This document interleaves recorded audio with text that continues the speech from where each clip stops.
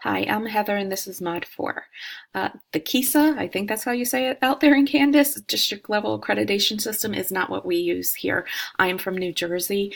I did get to briefly discuss some things with my administrator, and we discussed the 4 R's as quickly as possible because she didn't have much time. And we discussed relationships. She feels we're transitioning towards that, and I would actually agree with her. I have to preface this by saying that she's only been a principal for 5 months, and over the course of the past 4 to 5 years, we've had 3 different principals. So she's fairly new uh, to being a principal and our district as well. As far as things such as like Title I, we do receive Title I, and we have met adequate yearly progress to continue our funding. However, she does not have dealings with this. We actually have a Title I principal that does it for the entire district, and that's strictly her job, and she handles all of that.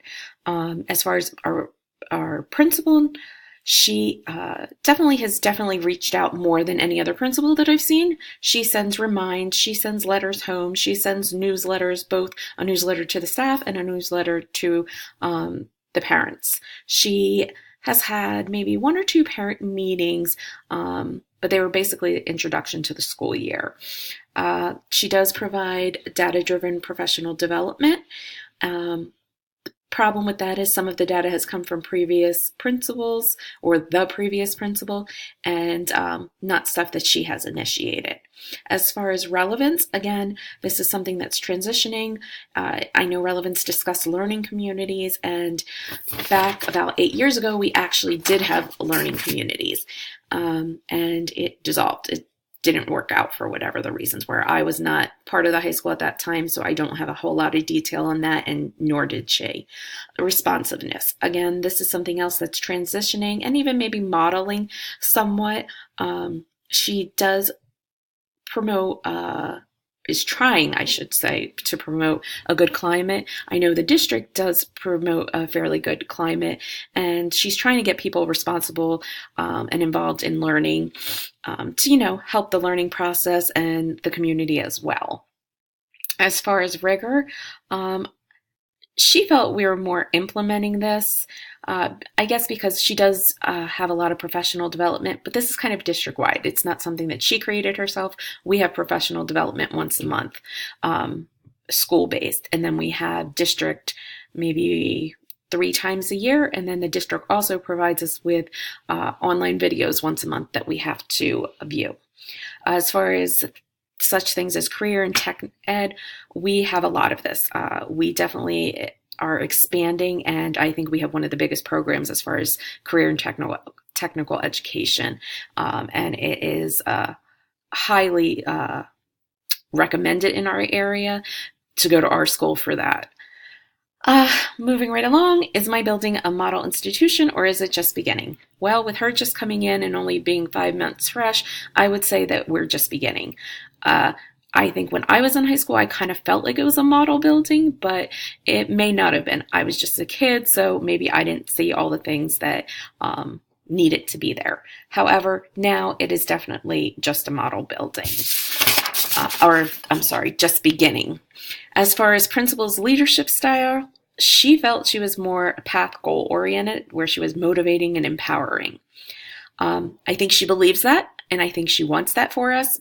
But I would say that most of the staff, and even after speaking to several staff members and asking them their thoughts, would have said she's autocratic. Very much my way or no way. She is very stern. Our professional, not our workshops, our in service, she is very stern and hard on us. Most people leave the workshop saying they feel like they just got scolded. So her idea of what she's presenting is not exactly what is coming across. And I got to say that our former principal was more of the charismatic type of leader. So it's a big difference. As far as what areas of school improvement did the two of us identify? Well, we definitely need better staff morale and better student success. And I think this incorporates with maybe a little bit of staff improvement. With those areas, how would I approach them? The standards I picked were PSEL Standard 2F, provide moral direction for the school and promote ethical and professional behavior among faculty and staff. Basically, you can't say something and let some people get away with it and condemn others for doing it.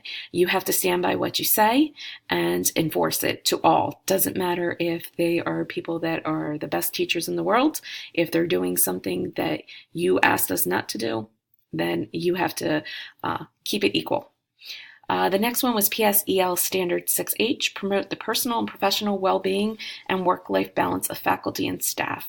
I think she is getting so overwhelmed with the amount of work that she has that I don't think she really shows some empathy and sympathy to some staff members that are having difficulties within their personal life, whether it be with health reasons and so forth. So it's definitely something that she needs to work on to help increase the staff morale there. The last one was PSEL Standard 7H, encourage faculty initiated improvement of programs and practices. I think she needs to encourage us more to get together and create programs and initiatives to increase student improvement and staff improvement together. It can't always be an administrator telling us what's best for us in our classroom. It needs to be us coming together and figuring out what's best and discussing it all together as a group. Okay, so that's my Mod 4. Thank you.